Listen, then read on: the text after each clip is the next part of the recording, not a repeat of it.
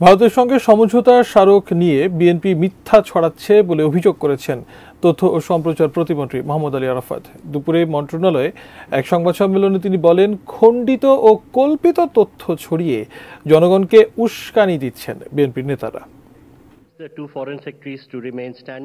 প্রধানমন্ত্রী শেখ হাসিনার সাম্প্রতিক ভারত সফরের দ্বিতীয় দিনে গত 22 জুন ভারতের সঙ্গে বাংলাদেশের 10টি সমঝোতা স্মারক স্বাক্ষর হয়।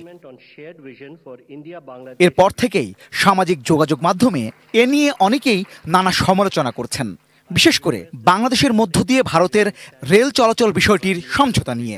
বিএনপিও এটিকে গোলামির সংস্করণ বলছে। এসব সমালোচনার জবাব দিতেই সোমবার সকালে সংবাদ সম্মেলন করেন তথ্য সম্প্রচার প্রতিমন্ত্রী মোহাম্মদ আলী আরাফাত। এ সময় তিনি বলেন, সাধারণ মানুষকে বিভ্রান্ত করে উস্কানি দিতেই প্রধানমন্ত্রীর ভারত সফর নিয়ে এমন মিথ্যা ছড়াচ্ছে বিএনপি ও জামাত।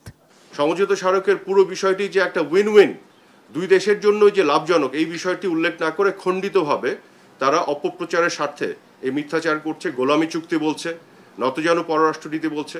বাংলাদেশের স্বার্থ রক্ষা করেই এসব চুক্তি করা হচ্ছে দাবি জানিয়ে তথ্য প্রতিমন্ত্রী বলেন, এতে দুই দেশের জনগণই লাভবান হবে।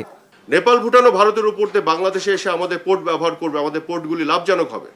আমরা নেপাল থেকে, ভুটান থেকে আমরা ভারতের ট্রান্সমিশন লাইন দিয়ে আমরা বিদ্যুৎ আমদানি করে বাংলাদেশে নিয়ে আসবো। এটা একটা ওভারঅল কানেক্টিভিটি, আঞ্চলিক যোগাযোগের মধ্যে নিয়ে আসা হয়েছে, যাতে করে বাংলাদেশের দীর্ঘমেয়াদে বাংলাদেশের জনগণের লাভ হয়।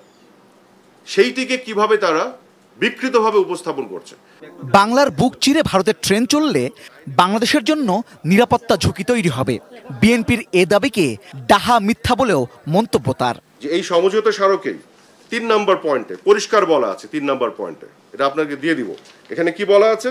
এখানে বলা আছে যে গুডস উইদাউট রেড ট্রাফিক, মানে রেড ট্রাফিকের সংজ্ঞা দেওয়া আছে, dangerous and offensive goods including arms, ammunitions and explosives.